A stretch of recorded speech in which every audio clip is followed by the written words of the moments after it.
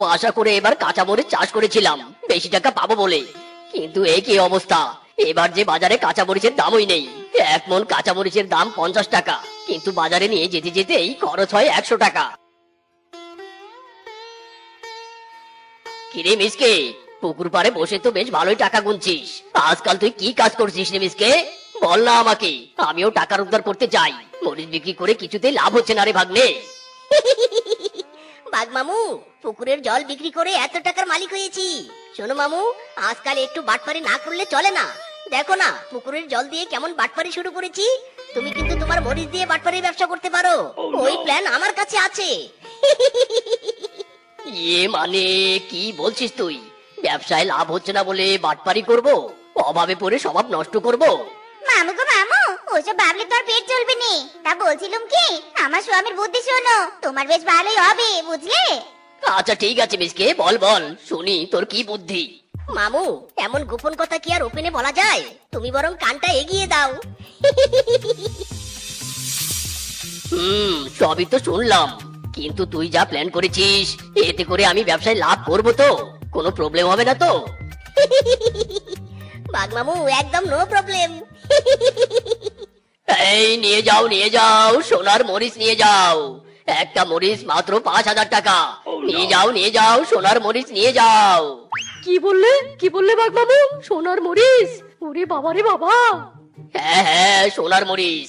আমার কাছ থেকে একটা মরিচ 5000 টাকায় কিনে শহরের বনে গিয়ে সেই মরিচ 10,000 টাকায় বিক্রি করতে পারবি। আমি নিব। দাও দাও, আমাকে দুটো মরিচ দাও। হায় হায়, আমার মরিচের কাস্টমার এতজন। দিচ্ছি একে একে সবাইকে দিচ্ছি মরিচ। দুধ নেবে গো দুধ, 50 টাকা কেজি দুধ নেবে গো দুধ। ওরে মারে, হায় হায় আমার মরিচ। এ কি, সোনার মরিচ দুধে ধুয়ে এমন সাধারণ মরিচ হয়ে গেল কি করে? তার মানে বাগমামু তুমি এই মরিচগুলোতে রং করে সোনার মরিচ বলে বিক্রি করতে চেয়েছিলে? ছি ছি ছি ছি ছি ছি মামু! না মানে মানে আসলে কি না মানে এ মানে করছো? শেষে এই বয়সে এসে কি না বাটপারি শুরু করলে? চি চি চি চি, ফিসকে পুলিশ ডাকো তো, এক্ষুনি এই বাটপার মামুকে পুলিশে দিব। হায় হায় রে, শেষ বয়সে এসে বাটপারি করতে এসে এমন অপমানিত হতে হলো। না না, তোমরা আমাকে পুলিশে দিও না। ঠিক আছে, পুলিশে দেব না, তবে একটা শর্ত আছে। এই বনে কোনো বাটপারের জায়গা নেই। এখনই তোমাকে এই বন ছেড়ে যেতে হবে। তুমি তো জানোই বাটপারির ফল কখনো ভালো নয়। ঠিক আছে, আমি বন থেকে এখনই বের হয়ে যাচ্ছি। ওই মিসকে আমাকে কুবুদ্ধি শিখিয়ে দিয়েছে। ওর বুদ্ধি শুনে আমি বাটপারি ব্যবসা শুরু করেছিলাম। সেও তো প্রকৃতির দেওয়া জল টাকা নিয়ে অন্যদের কাছে বাটপারি ব্যবসা করছে। যতই নিজের পুকুর হোক না কেন, অন্যদের সাহায্য করা তো আমাদের দায়িত্ব। আমি আমার ভুল বুঝতে পেরেছি, এবার মিসকের ভুল শুধরে দিব আমি। হ্যাঁ। আরে বাঘ মামু যে, কি ব্যবসায় সবুজ বাতি জ্বলেছে বুঝি? সবুজ বাতি নয় রে ভাগ্নে, পুরো লাল বাতি। বাটপারি করতে গিয়ে আমি ধরা গিয়েছি। তাই বলছি কি, তুই যে তোর পুকুরের জল নিয়ে এমন ব্যবসা করছিস তা ছেড়ে দে ভাগ্নে, ছেড়ে দে। অন্যের উপকার করা শেখ, দেখবি একদিন ঠিকই তুই ফল পাবি। ইরি মাইরি, বাঘ মামু তুমি কি এখানে আমাকে জ্ঞান দিতে এসেছো? ওসব জ্ঞানের কথা আমি শুনি না। যাও তো এখান থেকে যাও, আমার পুকুরে এখন বনের পশু আসার সময় হয়েছে। যাও যাও, কেটে পড়ো। ও বুঝেছি, তুই এইভাবে বুঝবি না, দাঁড়া তোকে বোঝাচ্ছি আমি। বল, তোর এই ব্যবসা ছাড়বি কিনা বল? অন্যকে কষ্ট দিয়ে উপার্জন করবি, আরো করবি, বল। ইরি মাইরি, না না মামু, আর পুকুরে আমাকে চুবিও না। ছাড়বো, আমি এই ব্যবসা ছেড়ে দেবো, কাউকে আর কষ্ট দিব না। ওরে বাবা রে, ওরে মারে, ছেড়ে দাও বাঘ মামু। মামু, ওকে ছেড়ে দাও, মামু ছেড়ে দাও। অভাবের কারণে আমরা ভুল পথে গিয়ে অন্যকে কষ্ট দিয়েছি, তোমাকেও খুব পরামর্শ দিয়েছি। আর হবে না, এমন ভুল আর কখনো হবে না। আমাদের ছাড়ো মামু, আমাদের ছেড়ে দাও। ঠিক আছে যা, ছেড়ে দিলাম। এবার তবে আসি আমি, তুইও এবার সৎ পথে উপার্জন করবি, আর আমিও তাই করব। নিজের কর্মের জন্য অন্যকে কষ্ট দিবি না। ঠিক আছে মামু, ঠিক আছে। এইবারটা রিক্সা ড্রাইভার, এভাবে আ করে তাকিয়েছিস কেন? মনে হচ্ছে চোখ দিয়ে গিলে ফেলবি। ম্যাডাম কি যে বলেন না আপনি, আপনি যা বিগ, আপনাকে এত অল্প সময়ে চোখ দিয়ে গেলা তো অসম্ভব। এই বেটা দুপাশে ড্রাইভার, তোর সাহস তো কম নয়। তুই আমাকে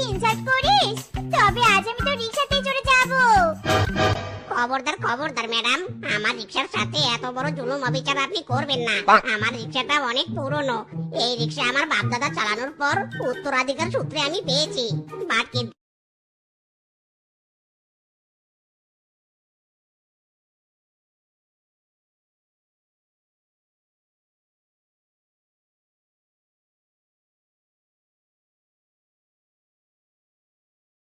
ওই, না না প্লিজ, আমার রিক্সার সাথে আপনি এমনটা করবেন না। আমার রিক্সা আপনার ভার সইতে পারবে না। ওরে বাবা রে, ওরে মা রে, গেলাম রে গেলাম।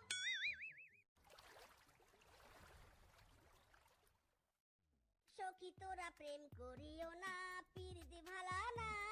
সখী তোরা প্রেম করিও না, পিরিতি করছে যেজন জানে সেজন পিরিতির কি জ্বালা।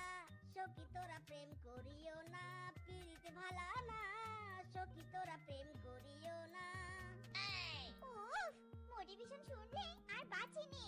নিজে প্রেম করে আমার বাপ মায়ের হাতে পায়ে ধরে বিয়ে করেছি, এখন আবার প্রেম না করার মোটিভেশন ছড়িয়ে বেড়াচ্ছ কেন? হ্যাঁ, মাইরি, প্রেম করে বিয়েটা করে তো বিপদে পড়েছি, আর তারই খেসারত দিচ্ছি। তুমি আমার মাথাটা চিবিয়ে খাচ্ছ, আবার আমার সংসারের 12টা বাজাচ্ছ। মাইরি, কি বলি তুমি?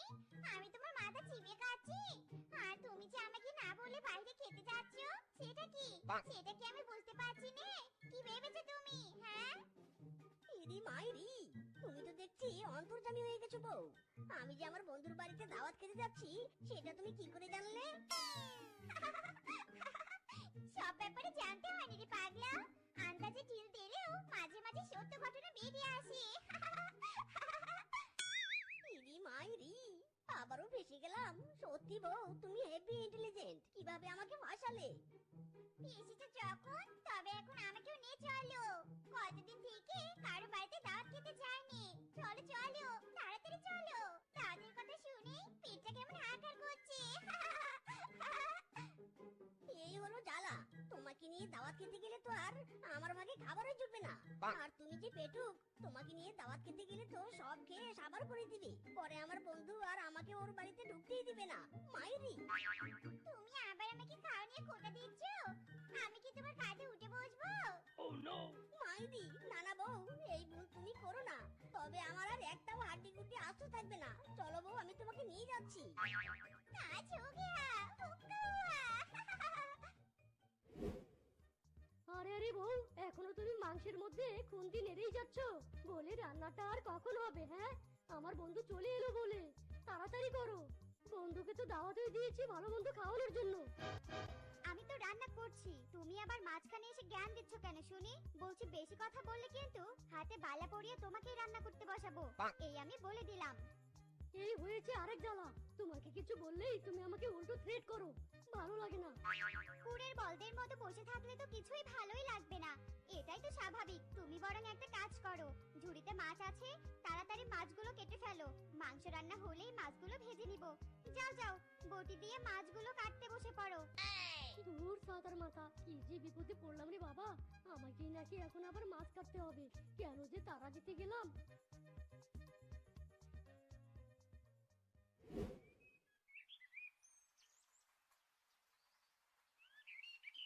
আরে আরে, সাইকেল ফেলে যাচ্ছ কোথায়? তোমার বন্ধুর বাড়ি কি তুমি হেঁটে হেঁটে যাবে নাকি? এভাবেই যাই না কেন? অন্তত সাইকেলে চড়ে যাব না। কেন কেন, সাইকেলে চড়ে গেলে আবার কি হবে? আমি তো ভেবেছিলাম তুমি আমি দুজনে মিলে সাইকেলে চড়ে যাব। সিনেমার নায়ক নায়িকারা যেভাবে সাইকেলে চড়ে ঘুরে বেড়ায়, ঠিক সেভাবে। শখ কত! হাতির মতো চেহারা নিয়ে নিজেকে আবার নায়িকা ভাবছে। বলছি, নিজের দেহটা দেখিছো একবার? শোনো, তুমি আগে সিনেমার নায়িকাদের মতো সেলিম হও, তারপর সাইকেলে ওঠার শখ করো, কেমন?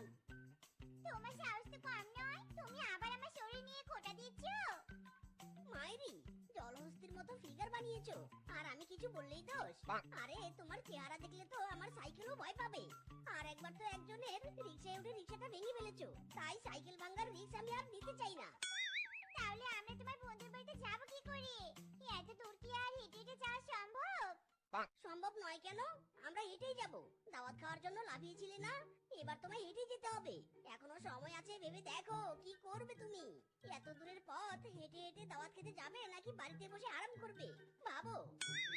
না না, বাড়িতে থেকে আমি এত সুস্বাদু খাবার মিস করতে চাইনি। দরকার পড়লে আমি হেঁটে যাব। তাছাড়া হেঁটে গেলে পেট খালি হবে, আমি বেশি করে খেতেও পারবো। ইরি মা ইরি, কি বিপদ হলো রে বাবা। আমি এত চেষ্টা করলাম তবু এই আরামজাদি আমার পিছু ছাড়লো না।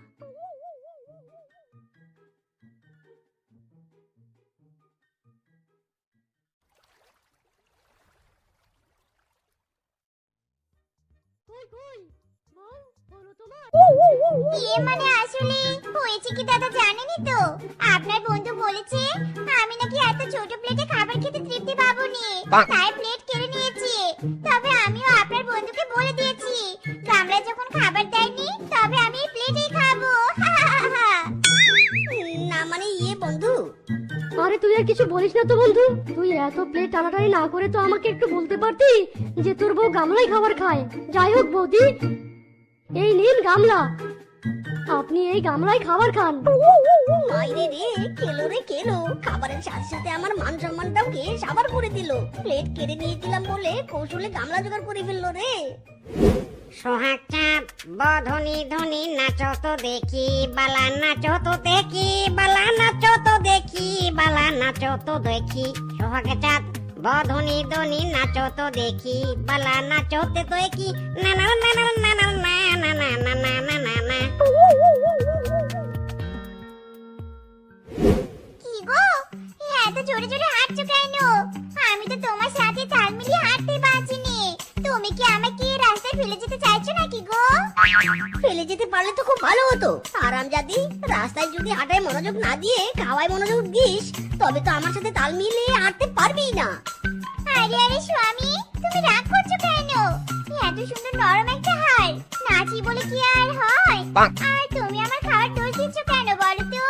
আমি তো আর তোমার মতো শুকনো নই যে বিদ্যুতের গতিতে হাঁটবো।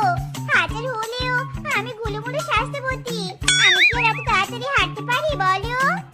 মাইরি, শরীরের ভারে যখন হাঁটতে পারছো না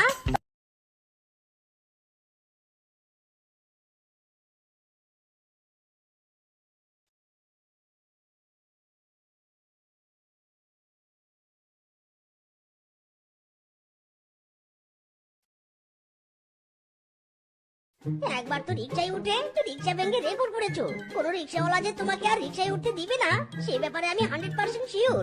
আর ট্যাক্সিতে তো তোমার এই শরীর ঢুকবেই না। রইলো বাকি বাইক। তুমি যদি বাইকে বসো তবে তো আর ড্রাইভার বসারও জায়গা পাবে না। মায়েরি, তার মানে কি আমাকে হেঁটে যেতে হবে নাকি? কখনো নে, আমি আর এক পা হাঁটতে পারবো না।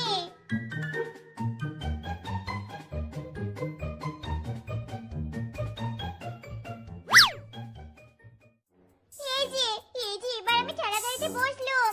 যেভাবে পারো তুমি আমাকে বাড়িতে নিয়ে চলো। ইরি মাইরি, তুমি এসব কি কথা বলছো বউ? আমি তোমাকে বয়ে নিয়ে বাড়িতে যাব কত শক্তি আছে নাকি আমার? প্লিজ বউ, তুমি এমন আবদার করো না। যত রিকোয়েস্ট করো না কেন কোনো লাভ হবে না। তুমি আমাকে ভালো ভালো নিয়ে যাবে নাকি চিৎকার করে লোক জড়ো করবো বলো? ওরে বউ রে, না না প্লিজ, যাচ্ছি যাচ্ছি, আমি তোমাকে বয়ে নিয়ে যাচ্ছি।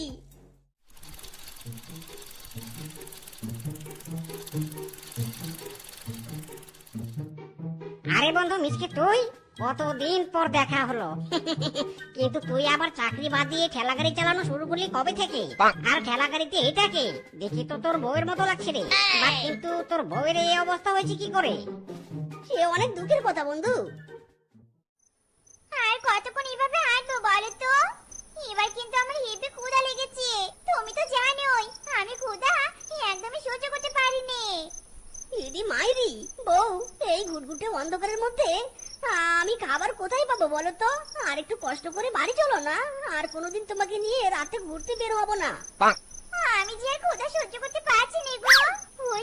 ওই তো আলো, দরকার পড়লে আলো খাবো, তবুও খালি পেটে থাকবো না।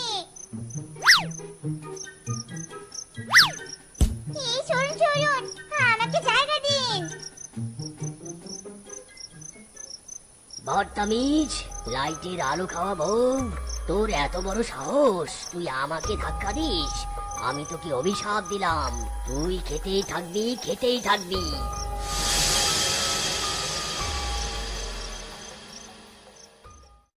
হ্যাঁ, এই ঘটনা?